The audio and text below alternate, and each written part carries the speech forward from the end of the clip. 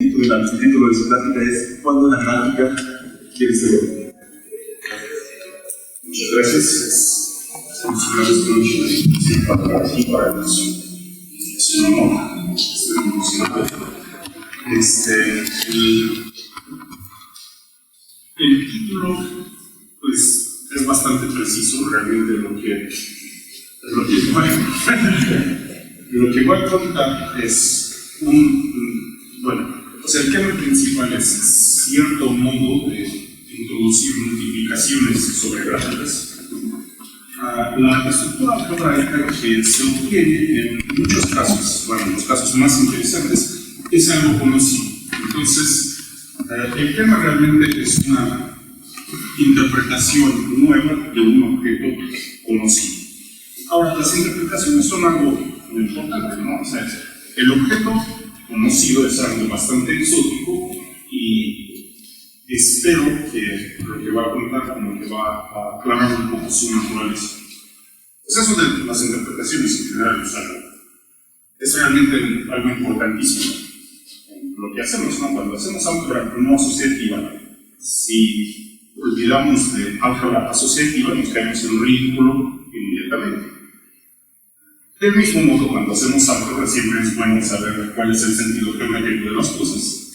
Y cuando hacemos geometría, pues siempre debe estar ahí la pregunta de cuál es el sentido físico de las cosas. Los físicos, claro, tienen que recordar de la realidad y ellos lo tienen más difícil porque la gente que ha visto la realidad de una vez es muy rara. Pero bueno, o sea, la cosa...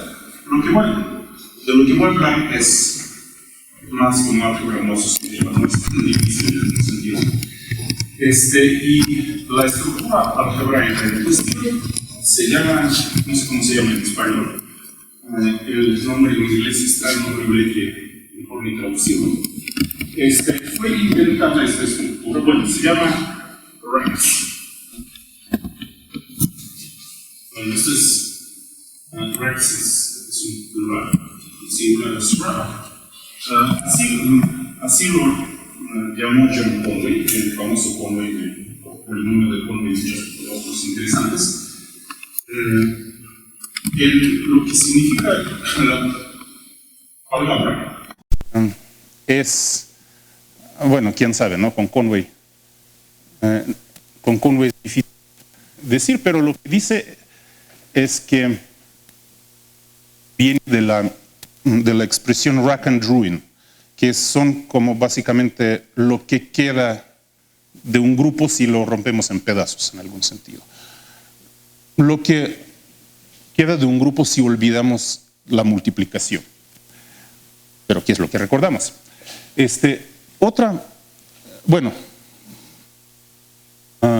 Otra razón para el nombre rack es que Conway realmente no era solo definiendo esto, eran Conway y Wraith.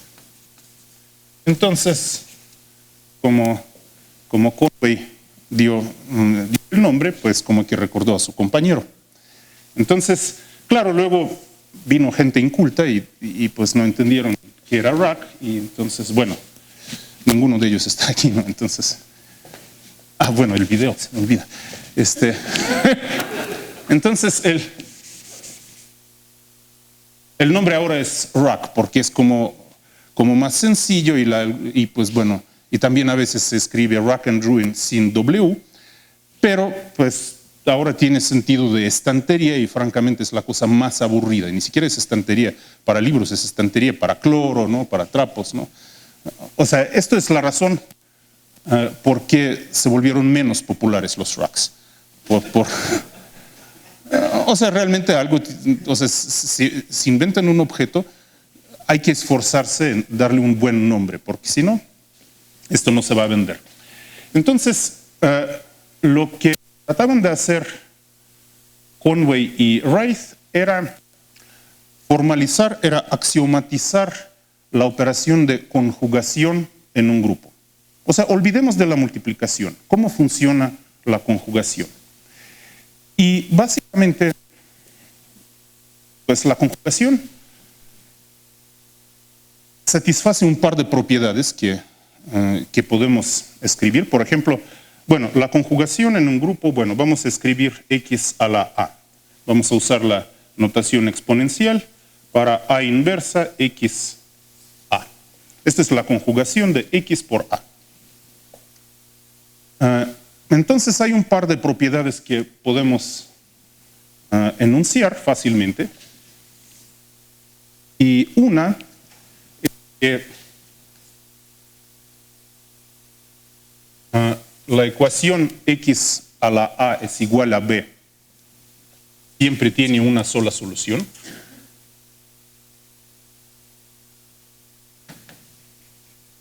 Tiene una solución. ¿Verdad? Pues simplemente jugamos b con a inversa. Y la otra propiedad es qué es lo que hay en lugar de la asociatividad. Si conjugamos a con b y luego la conjugamos con c, o sea, lo que obtenemos no es de ninguna manera a en b a la c. Esto no. O sea, esta operación de conjugación no es asociativa. Lo que tenemos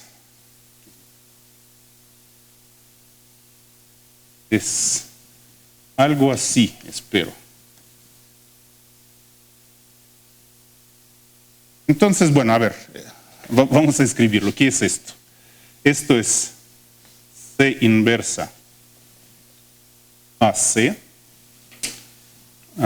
Esta es C inversa de C. Y aquí tenemos C inversa, B inversa. C.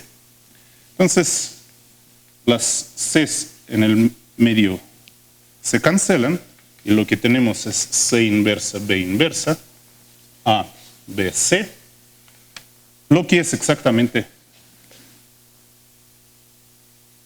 este lado de la ecuación, de la igualdad. Entonces, esto se llama la operación de la autodistributividad.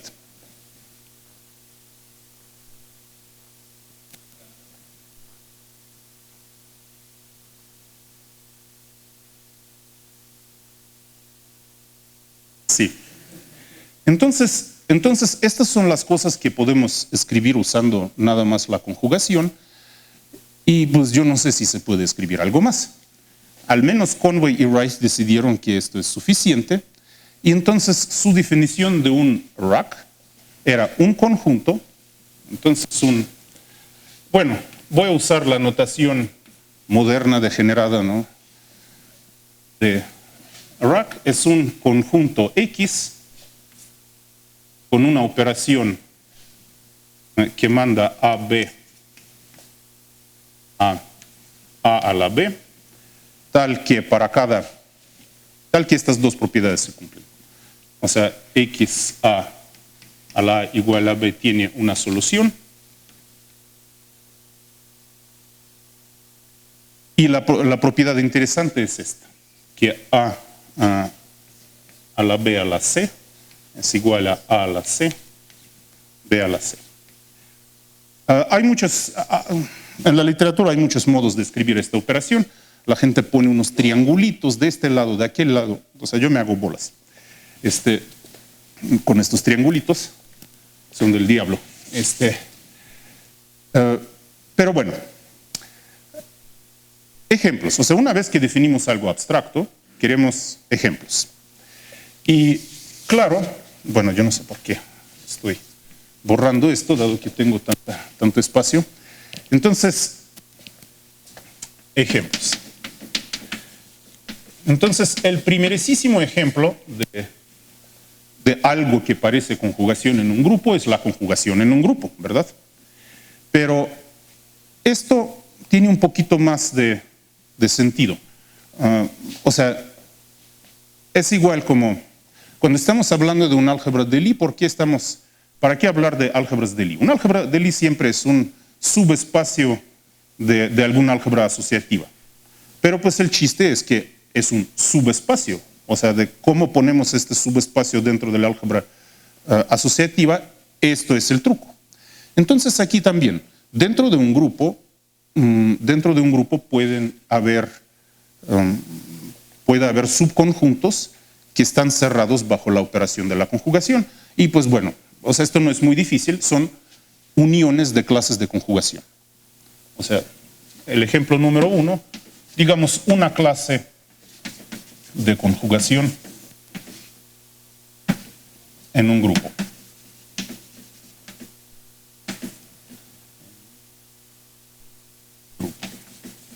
O, de hecho, una unión de unas clases. O sea, o una unión. Bueno, este es un ejemplo un poco aburrido, pero y pues bueno, uno puede preguntar inmediatamente si es cierto que todos los ejemplos son así. Y la respuesta es que no todos los ejemplos son así. Y pues si toman un ejemplo aleatorio, lo más probable es que no va a ser así. Otro ejemplo que me gusta viene de álgebras de Lie. Entonces, si G es una álgebra de Lie,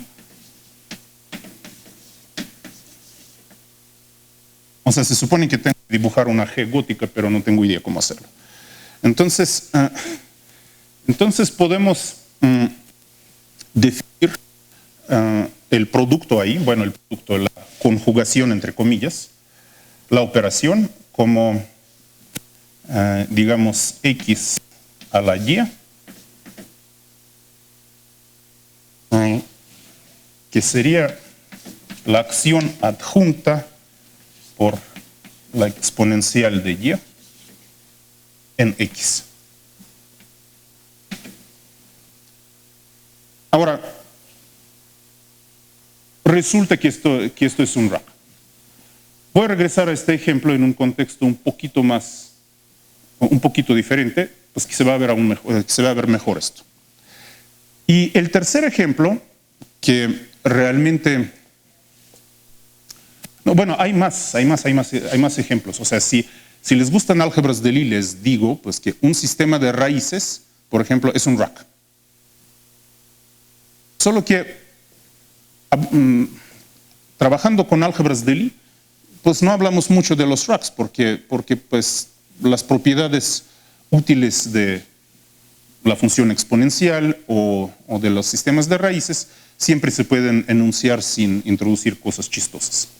Sin embargo, la gente que trabaja en la teoría de álgebras de Hopf, en la clasificación, llegaron a la definición de lo que son los racks y pues digamos una de las contribuciones importantes en el estudio de los racks eran trabajos de Andruszkiewicz, Grania y Etinghoff sobre álgebras de Hopf. Pero bueno, esto nada más es un comentario. Entonces, el tercer ejemplo, el ejemplo que tal vez fue un ejemplo motivador para el estudio de los racks, era el rack fundamental de un nudo.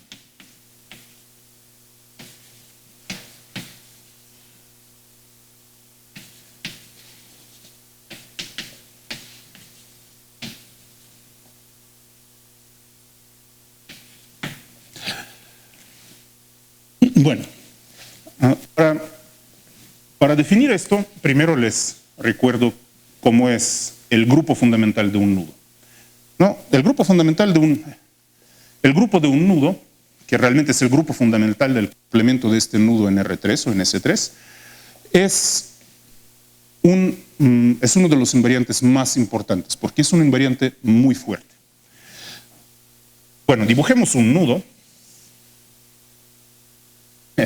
Siempre, o sea, el único nudo que sé dibujar es el trébol, y a duras penas, ¿no? Por eso los nudistas no creen que soy uno de ellos. Entonces, tomemos un nudo y escogemos un punto afuera del nudo y vamos a considerar todos los caminos en R3 que andan en el exterior de un nudo, que andan en R3 sin intersectar al nudo. Algo así. Los caminos, estos caminos, pues podemos considerarlos, salvo homotopías, salvo deformaciones que no tocan el nudo, y también los podemos concatenar, o sea, recorrer un camino y luego otro camino, esto es una multiplicación en el espacio de caminos. Como los consideramos salvo homotopía, el camino inverso, o sea, el mismo camino recorrido en el otro sentido, nos da un inverso en el conjunto de las clases de homotopía. Obtenemos un grupo. Es básicamente el grupo fundamental del complemento del nudo, ¿no? Pues si saben la definición del grupo fundamental, pues, y probablemente lo saben, es esto, pero hay una razón por qué lo quise repetir, ¿no? Este es el grupo fundamental del nudo. Ahora,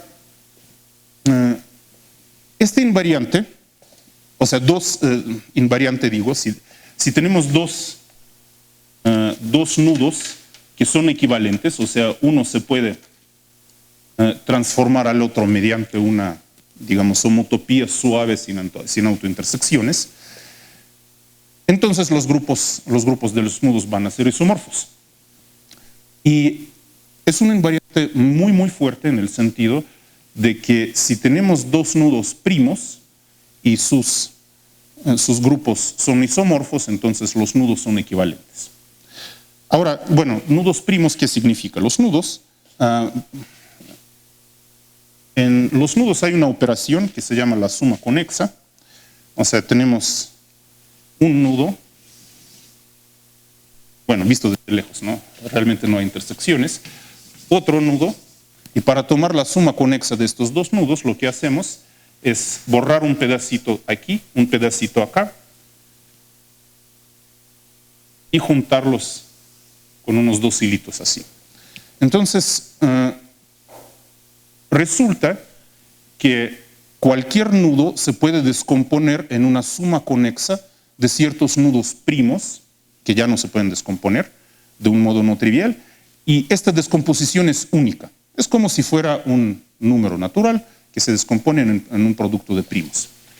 Entonces, realmente a los nudistas les gusta, bueno, nos gusta, no sé cómo decirlo, trabajar con los nudos primos, y lo importante es que el grupo fundamental del complemento del nudo distingue nudos primos.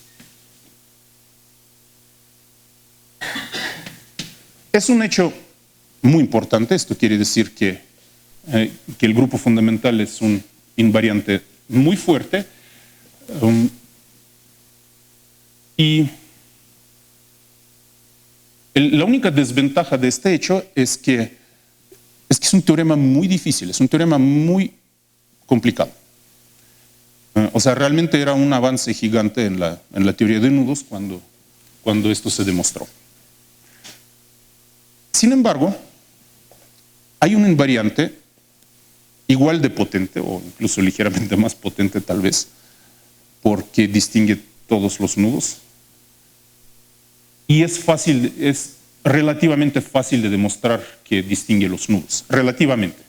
O sea, yo no les digo cómo, pues todas las preguntas que las hagan a Mario, pero entonces, ¿cómo definimos el rack fundamental?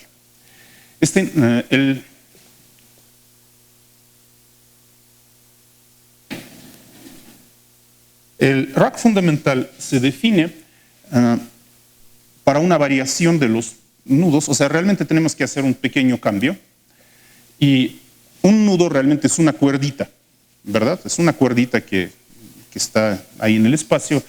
En lugar de una cuerdita, consideremos un listoncito, ¿no?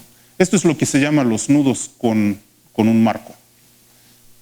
O sea, podemos dibujar un listoncito. Otra vez voy a dibujar un trébol, perdón. Ya se me olvidó cómo.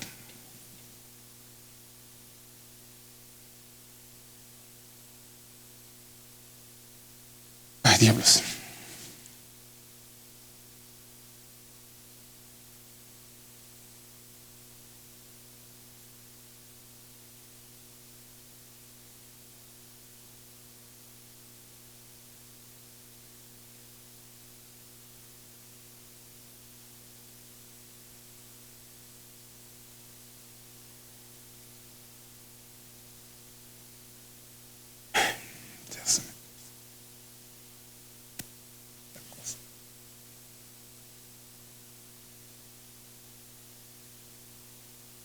algo así. Esto es un listoncito. Puede que sea retorcido varias veces, pero lo quiero orientable, quiero que sea un listoncito de verdad. O sea, voy a pensar que uno de los dos lados del listoncito, uno de los dos bordes, un borde distinguido. O sea, es lo mismo que tener un nudo con un haz normal, básicamente. Una sección del haz normal.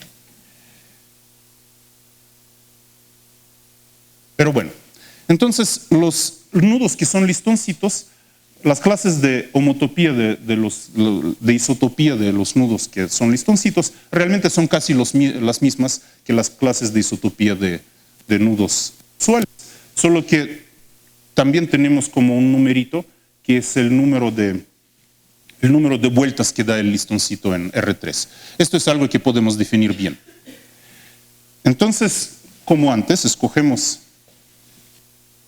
un punto fuera del nudo y consideremos caminos en R3 que terminan en el nudo. Esta vez no dan vueltas, llegan y acaban en el nudo. Pero tienen que acabar en el nudo, tienen que acabar aquí y tienen que entrar en la dirección del listoncito. Tienen que entrar al listoncito de un lado, así, como tangentes al listoncito. En la dirección, bueno, si quieren, en la dirección exactamente opuesta a la sección de las normal, al marco. Entonces, consideremos clases de homotopía de este tipo de curvas. Las podemos mover a lo largo del nudo. Y las clases de homotopía de estas curvas, o sea que no pueden, recuerden, no pueden intersectar el nudo. O sea, dan vueltas ahí fuera, vueltas y ¡zas!, acaban en el nudo. Resulta que las clases de isotopía de estas curvas forman un rack. Y esto se llama el rack fundamental del nudo. Ahora, ¿cómo diablos, no? O sea, ¿cómo se define una operación de conjugación sobre este tipo de caminos? Bueno, tomemos dos caminos por el estilo. Algo qué sé yo, así. Camino y este camino. Este es A, este es B. Ahora, si tenemos un camino así,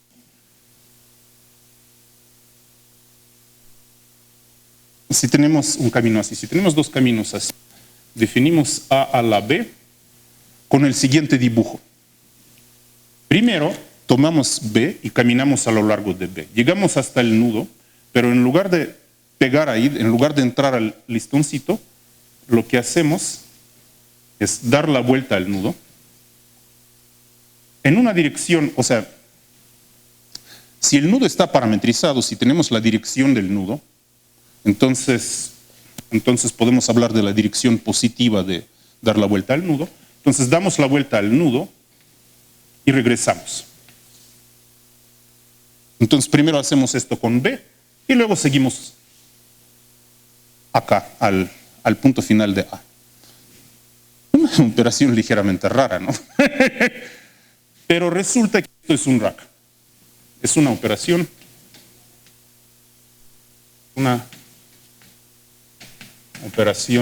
de rack. La verdad, pues les recomiendo pues dibujar tres caminitos y checar que realmente todo funciona bien. Pues funciona. O sea, claro, la primera vez cuando ves esto piensas, ¿qué es esto? Y luego viene el teorema. El rack fundamental del nudo es un invariante completo. No sé si tenemos dos nudos con los racks no isomorfos, entonces los nudos no son isomorfos. Si tenemos dos nudos con dos racks isomorfos, entonces los nudos son isomorfos. Esto es muy fuerte. Y lo curioso es que, isotópicos. Lo curioso es que se pueden hacer cálculos con los racks. O sea, no les digo cómo en este momento, o sea, no tengo tiempo para todo esto. Pero los shrugs se pueden calcular, realmente se pueden hacer unos cálculos prácticos, y a partir de los shrugs se pueden definir otros invariantes o de plano usarlos en la cocina de todos los días, ¿no? Entonces, pueden ser no primos, si bien entiendo, sí. Esto sí es un poco más fuerte que el grupo fundamental. Puede que esté mintiendo.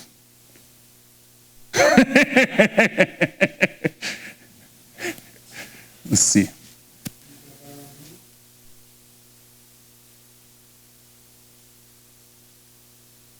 Bueno, yo creo que todo esto es módulo, cosas como... A ver, no quiero ser preciso aquí. O sea, es una motivación para que te hagan preguntas aquí. O sea, es una cosa, hay muchos textos sobre el asunto, muy claros. O sea, es teoría de nudos básica hoy en día. Entonces, los shrugs eran, digamos, pan de todos los días en la teoría de nudos, pero fuera de la teoría de nudos como que no eran demasiado conocidos. Digo, la otra aplicación más reciente y, digo, muy importante es en la teoría de álgebras de Hopf. Y también el tercer punto de interés en los shrugs fue también una cosa ligeramente exótica, eran las álgebras de Leibniz. A Lodey, a Jean-Louis Lodey se le ocurrió que, bueno, es una historia bastante larga. O sea, se le ocurrió definir las álgebras de Lie que no son antisimétricas. Y, o sea, que satisfacen la identidad de Jacobi, pero no la antisimetría. Y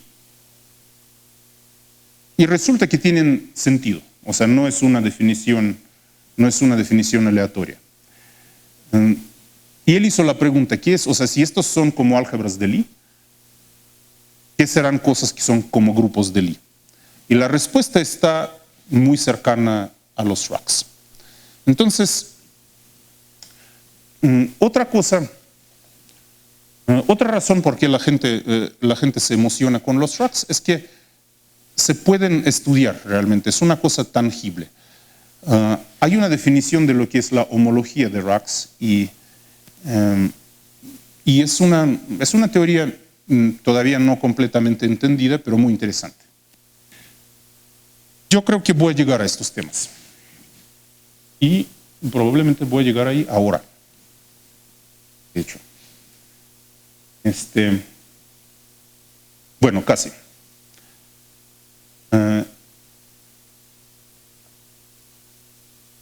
Sí.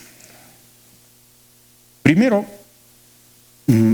hagámonos una pregunta.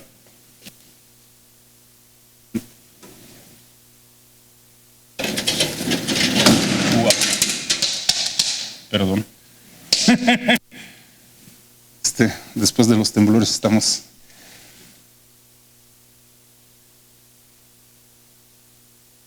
Y la pregunta es la siguiente. Ok, los shrugs realmente no vienen de la conjugación de los grupos, no siempre. Pero ¿qué tan cercanos están a esto? ¿Existe algún grupo universal? Bueno, la respuesta es sí, que mida, que digamos, dé la mejor aproximación de un shrug a un grupo. Y la respuesta, digo, es sí, y es la siguiente. Para cada shrug podemos definir lo que se llama el grupo asociado. Y lo hacemos de la siguiente manera, o sea X un shrug. Entonces tomemos el grupo cuyos generadores corresponden a los elementos del shrug. Vamos a llamarlas RA, donde A varía sobre todos los elementos de X Y las relaciones serán las siguientes, que R de A a la B es la conjugación de RA por RB. Algo así. Entonces, esto es un grupo. Esto es un grupo. Vamos a, más aún, tenemos una función del RAC X al grupo, bueno, voy a llamarlo Gx, G sub X.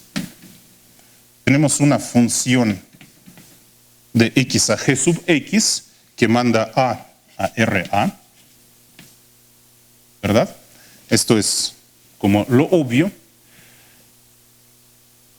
Y hay una cosa interesante. Gx actúa en X, observación importante. Gx actúa en X y la función voy a llamarla pi x. Pi x es un morfismo de acciones.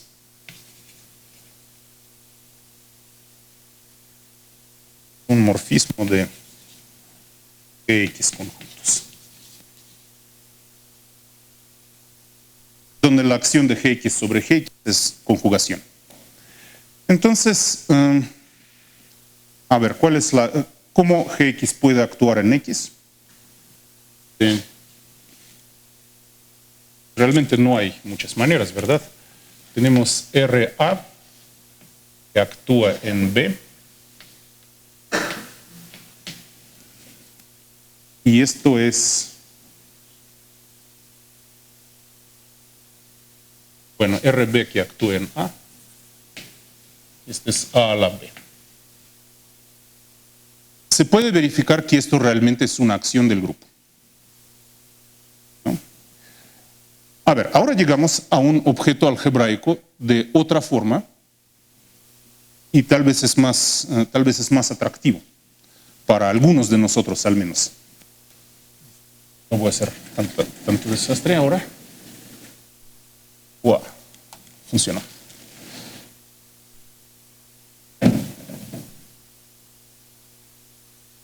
Entonces, ¿qué es un rack aumentado?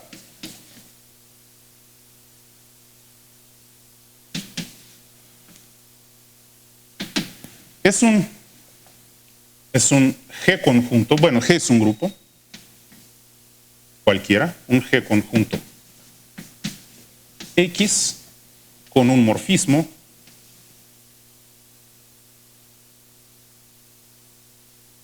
de G conjuntos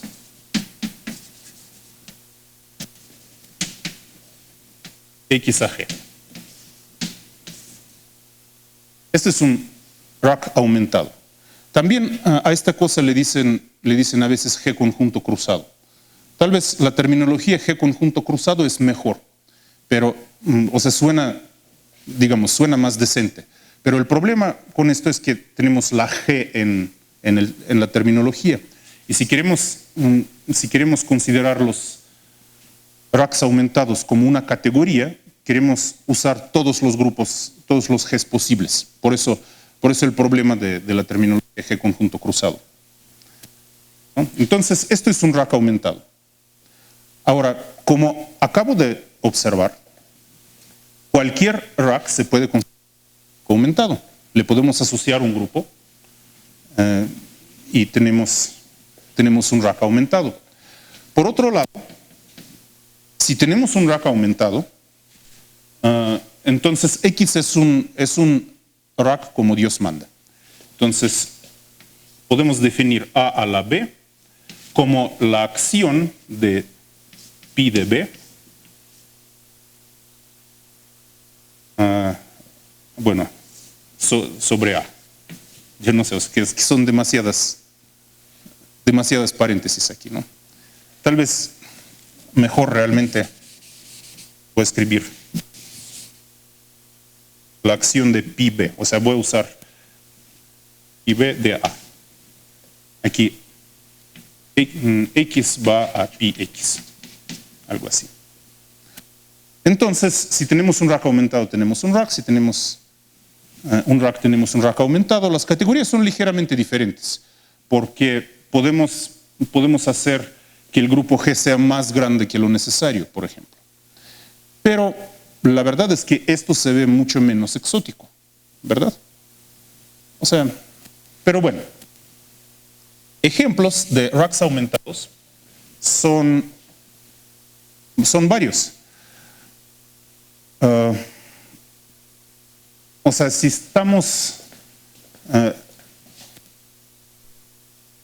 queremos ver los ejemplos que ya teníamos, entonces tenemos C, una clase de conjugación en un grupo, y tenemos una función de C al grupo G, la inclusión, ¿no? Entonces, pues esto es un rack aumentado, porque el grupo G no solo son los elementos de C que actúan en C por conjugación, todo G actúa en C por conjugación, ¿verdad? Entonces esto es un ejemplo. Otro ejemplo, aquí, tenemos el álgebra del IG, tenemos la función exponencial de G al grupo del I correspondiente, G, y el grupo del IG actúa en el álgebra del I mediante la acción adjunta, ¿no? Entonces esto es un rack aumentado. Y la función, digamos, la acción adjunta va a la conjugación aquí. ¿Sí? En el caso de los nudos, pues nunca usé una notación para el rack fundamental, porque no sé cuál es. Después de todo, no soy nudista. Vamos a llamarlo gamma, ¿no? Tenemos un rack fundamental del nudo. A ver. Wow.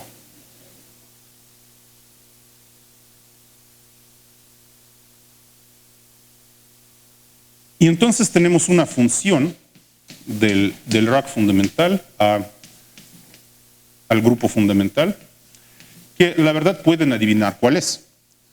O sea, si tenemos un A, un caminito que acaba en el nudo, pues simplemente colguemos aquí un lacito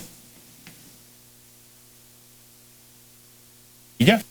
O sea, este camino vuelve al lazo, que es llegar al nudo, dar una vuelta y regresar, ¿no?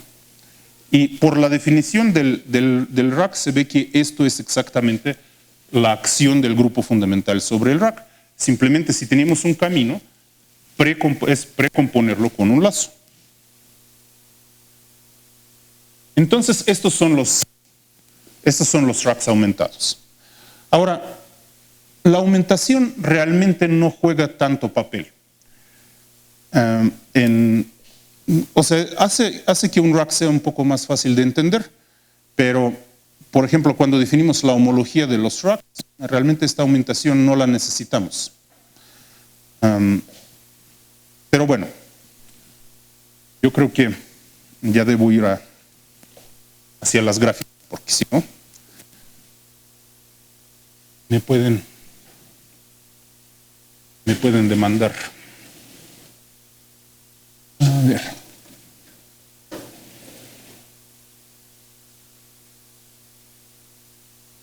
Entonces, bueno, la tercera parte de mi charla realmente bueno, la tercera, no sé. Porque digo tercera, o sea, definir racks aumentados, y ahora voy a definir lo que son las gráficas multiplicativas. Entonces, ¿qué significa para una gráfica querer ser un grupo? O sea, ¿qué es un grupo?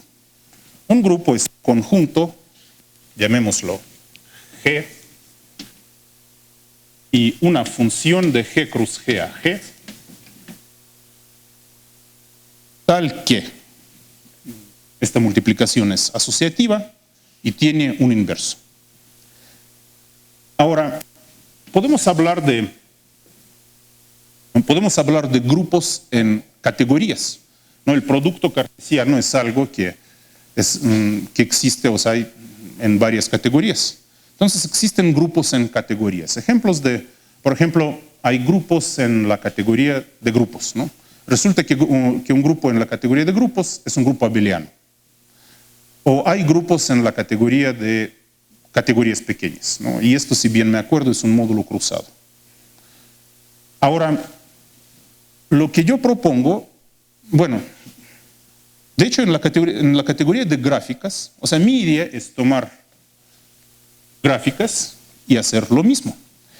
Pero el producto categórico de dos gráficas no es lo suficientemente interesante. Hay un producto de gráficas que se llama producto cartesiano, que no es ningún producto, ¿no? O sea, es un producto, pero no es un producto categórico. O sea, uno lo puede volver en un producto categórico, en una categoría chistosa, pero hay que hacer algunas maromas ahí, no quiero. Y realmente no es muy útil. Pero bueno, ¿qué es un producto cartesiano de dos gráficas? Para empezar, ¿qué es una gráfica? Hay varias definiciones de lo que es una gráfica. Para mí una gráfica es una gráfica dirigida, posiblemente con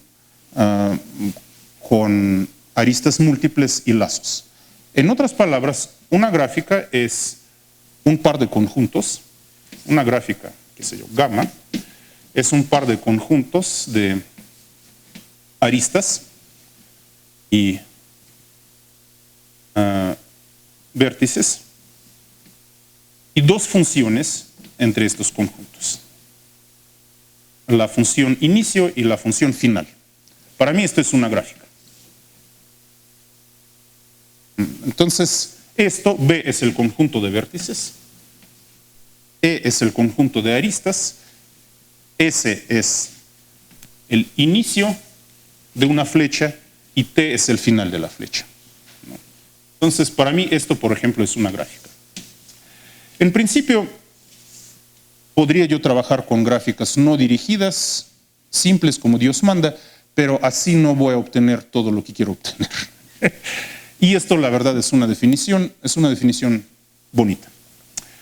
Entonces, si tengo dos gráficas, gamma 1 y gamma 2, el producto cartesiano de gamma 1 y gamma 2, otra vez es una gráfica. El conjunto de vértices de esta gráfica va a ser el producto cartesiano de los conjuntos de dos vértices. Pero lo interesante va a ser el conjunto de aristas. Esto va a ser B1 cruz E2, unión disjunta, E1 cruz B2. Y las funciones inicio y final van a ser obvias, las obvias. ¿Por qué? Bueno, ¿qué significa realmente este producto? Este producto está denotado por un cuadrito, por una razón muy obvia. Si tenemos una gráfica, tomemos algo realmente sencillo, ¿no? Algo así. Una flechita que conecta dos puntos. Esto es gamma. Entonces, gamma cuadrito gamma sería un cuadrado. El producto, esto es el producto de vértices con vértices, y aquí son primero la arista por cada uno de los vértices y otra vez una arista por cada uno de los vértices, pero del otro lado. Entonces, es una definición razonable. Y ahora voy a decir que una gráfica multiplicativa es una gráfica gamma, una gráfica multiplicativa gamma es una gráfica con un morfismo de gráficas, gamma cuadrito gamma va a gamma. Ahora, esta operación es asociativa, ¿no? Realmente es fácil ver que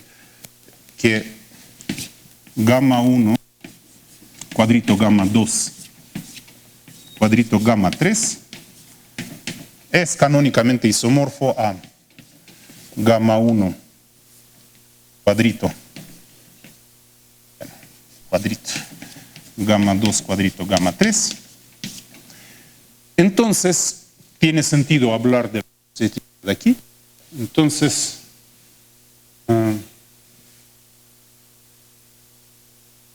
vamos a requerir que esta operación sea asociativa.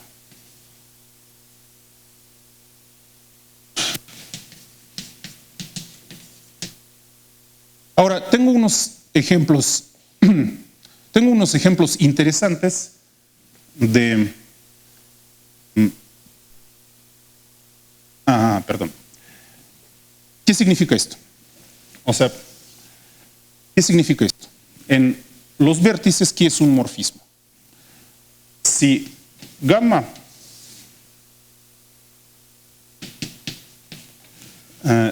tiene conjunto de vértices B, entonces los vértices de esta gráfica es B por B. O sea, tenemos una función de B cruz B a B, que es asociativa, y entonces vamos a decir que la gráfica gamma es tipo grupo si B es un grupo. Entonces, gamma es de tipo grupo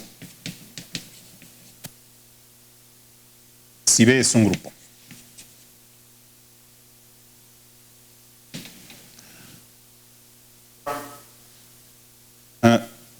Lo que quería decir. Tengo unos ejemplos de gráficas multiplicativas que no son tipo grupo y que son interesantes. Pero realmente las más importantes probablemente son gráficas multiplicativas tipo grupo. Y veamos, ¿qué significa?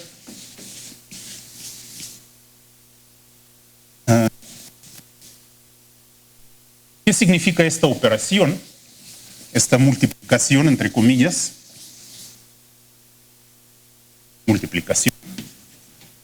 Significa para las aristas, ¿no? El conjunto de aristas de gamma cuadrito gamma es vértices cruz aristas, unión aristas cruz vértices, y todo esto tiene una función a aristas, ¿no? Entonces, asociatividad, o sea, realmente es lo mismo, esa es una unión disjunta. Entonces tenemos dos funciones, esta y esta. Entonces la asociatividad de la multiplicación significa tres cosas. Uno, que B actúa en E por la izquierda. Es esto, esta función. Dos, que B actúa en E por la derecha. Por la derecha. Y tres, que estas acciones conmutan.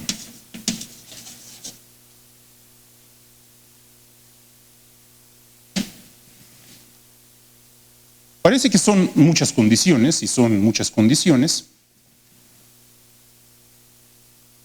pero ¿qué es lo que significan realmente estas condiciones? ¿Cómo es una gráfica tipo grupo en general? Podemos escoger la acción por la izquierda o por la derecha y usarla para trivializar el conjunto de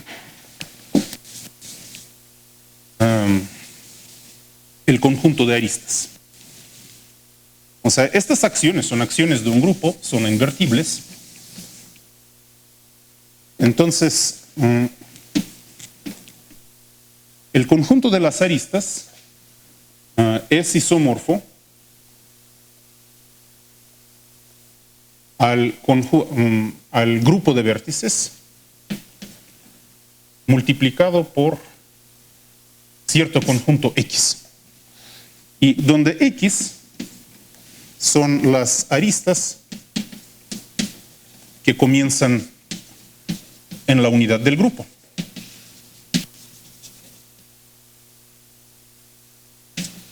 En la unidad del grupo G. Entonces, usando la acción izquierda del grupo B, podemos trasladar cada esta de las aristas en cualquiera de los vértices que queremos, ¿no? Entonces, realmente este es el conjunto de aristas. Pero no todo es tan trivial, porque todavía tenemos la acción de B por la derecha. Entonces, ¿qué es este conjunto X? Del conjunto X tenemos una función al grupo de vértices B, que es considerar el otro final de la arista, ¿no? O sea, tenemos nuestro grupo de vértices y esto es la unidad y de aquí salen unas aristas y a cada arista le podemos asociar su final, ¿no? Ahora, el grupo B, el grupo de vértices, actúa sobre X. ¿Cómo es? O sea, tenemos una arista X, bueno, una arista cualquiera. Sí. Podemos, y tenemos un elemento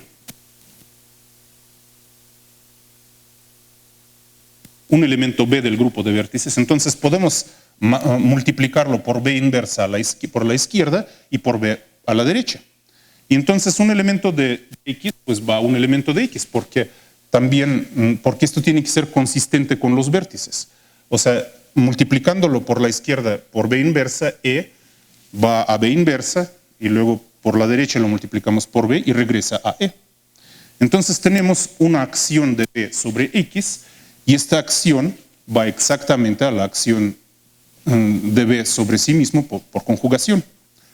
Entonces lo que tenemos es que X es un rack aumentado. Ahora, si tenemos un rack aumentado, usando más o menos esta misma construcción, podemos construir una gráfica tipo grupo inmediatamente. Entonces, básicamente los racks aumentados son las gráficas tipo grupo. O sea, las gráficas tipo grupo tienen un poco más. O sea, si el conjunto de vértices es un monoide, entonces podemos tener algo que no nos da un rack aumentado. Es como así inventamos monoides para racks, ¿no? Pero bueno, esto es como hacer definiciones, esto tal vez no es tan interesante. Pero lo que sí nos ayuda a entender este asunto de gráficas multiplicativas es qué realmente es un rack. O sea, lo que pasa es que estoy pensando en unas cosas que no he dicho todavía. Y esto es lo siguiente: para cada rack, la gente define lo que es un espacio clasificante para este rack. Y la verdad es que la definición es un poco extraña. La definición es la siguiente: que nosotros podemos tomar un espacio con un solo vértice. Las aristas de este espacio es un espacio como cúbico, va a consistir de cubitos orientados. O sea, entonces cada vértice de este espacio está etiquetado con un elemento del rack. Y los cuadrados de este espacio van a ser así: A, B, B, y aquí tenemos la acción de B, esta operación.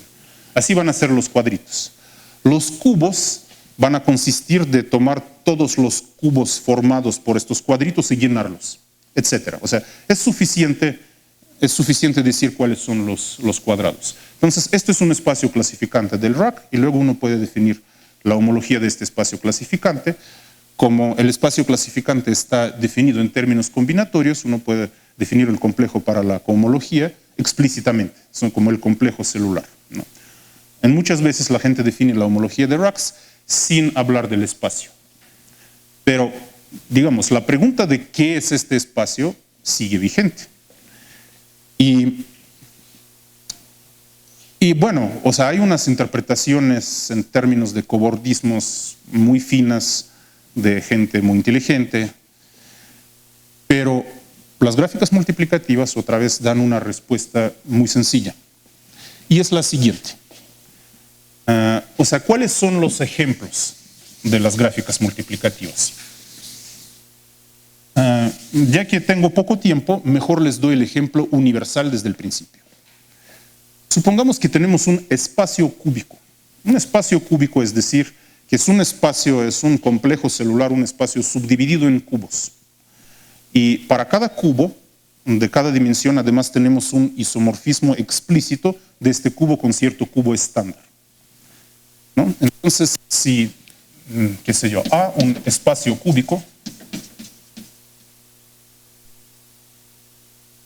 y los espacios cúbicos, pues se han usado, pero no son tan populares por ciertas razones de combinatorias de topología algebraica, porque, por ejemplo, aún es muy cómodo hablar del producto de espacios cúbicos, o sea, un producto de dos cubos siempre es un cubo, o sea, no podemos escribir bien la función diagonal. O sea, el problema con los espacios cúbicos es la función diagonal. Pero supongamos que tenemos un espacio cúbico con una multiplicación cúbica. O sea, el producto de A con A otra vez es un espacio cúbico, ¿verdad? Cubo por cubo es cubo. Y entonces tomemos un morfismo de espacios cúbicos, así que es asociativo. Entonces, el 1 esqueleto, o sea, lo que sucede en dimensiones 0 y 1 de esta cosa, es una gráfica multiplicativa.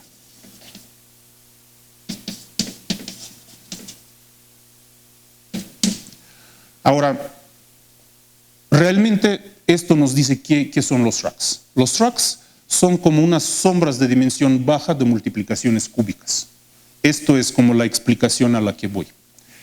Esto es cierto porque si tenemos una gráfica multiplicativa, hay una construcción, usando lo que se llama la construcción de James, o sea, presentaciones de grupos, o sea, cosas muy explícitas, podemos construir una multiplicación cúbica canónica, o sea, a una gráfica multiplicativa,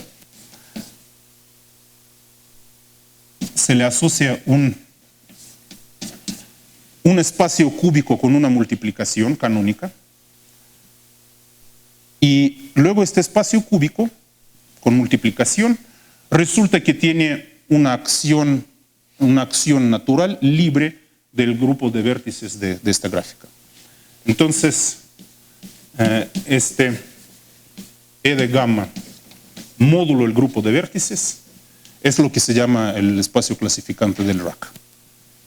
Es el espacio del rack.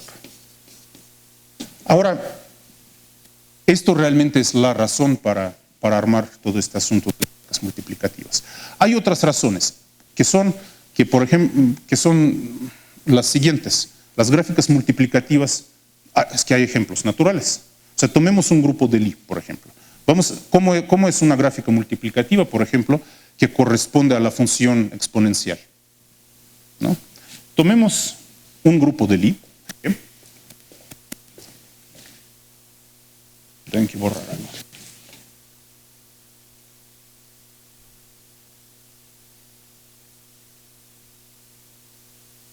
El grupo de Lie G será el grupo de vértices. Entonces, tenemos un grupo de Lie. Y las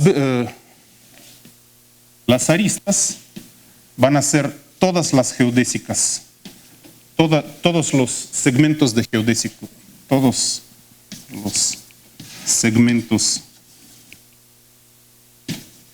de las geodésicas.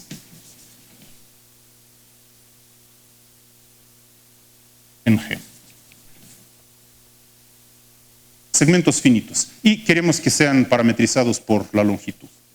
Y entonces las funciones de inicio de la geodésica, fin de la geodésica, van a ser las dos funciones de las geodésicas al grupo de Lie. Y la verdad, lo bonito es que estas funciones son haces vectoriales, y son haces vectoriales que realmente pues, son las funciones exponenciales. No, hay más cosas, o sea, para los nudos también es muy bonito, ¿no? En lugar de segmentos que acaban, en lugar de curvas que acaban en un nudo, las aristas van a ser curvas en el exterior del nudo que una vez no aguantan, ¿no? Y intersectan un nudo una vez. O sea, las curvas que intersectan el nudo una vez son las aristas, pero resolver esta intersección de dos formas, o sea, arriba y abajo, nos dan el inicio de la arista, un elemento del grupo fundamental, el fin de la arista, otro elemento del grupo fundamental, etcétera, ¿no? O sea, uno puede jugar juegos aquí. Pero básicamente es todo lo que quería contar yo hoy. Y pues si tienen preguntas, pues pueden hacerlo ahora o después.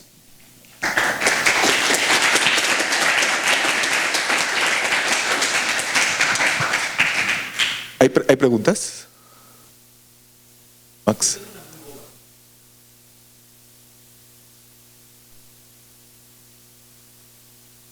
Sí. Pero si quieres preguntar cuál es el ejemplo, pues no, mira, la respuesta es más boba que la pregunta. O sea, tómate dos grupos abelianos con el mismo número de elementos. Z módulo 4Z y Z2 por Z2. O sea, los racks son triviales, pues solo ves, o sea, no ves la conjugación realmente, solo ves el número de elementos. Elías.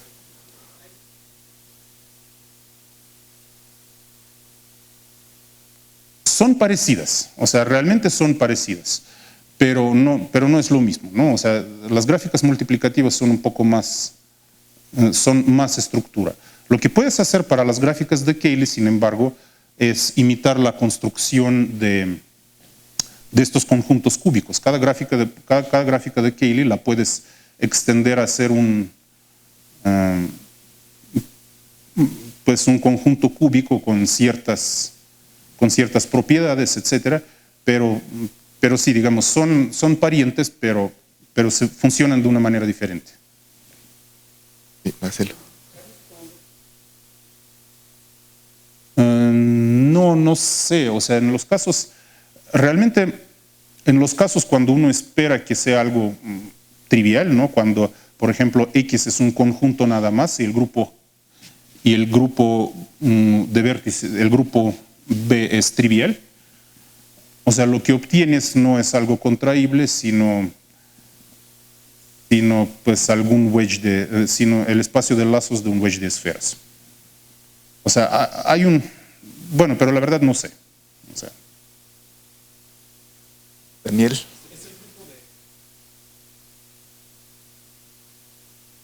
creo que sí.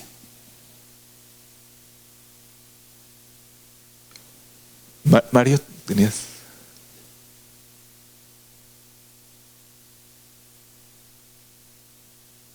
Si el grupo fundamental del nudo es el grupo asociado al rack fundamental del nudo.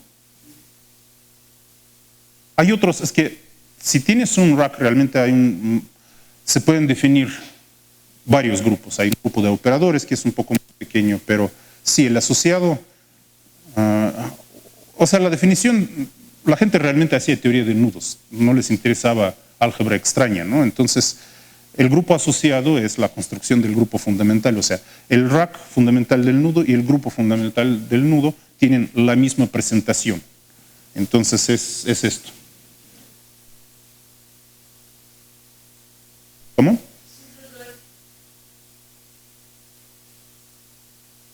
Esto es lo que me dice mi memoria. Bien, ¿más preguntas? Bueno, podemos seguir platicando con Jacob con las jícamas y zanahorias que es probable que haya acá afuera. Muchas gracias, Jacob.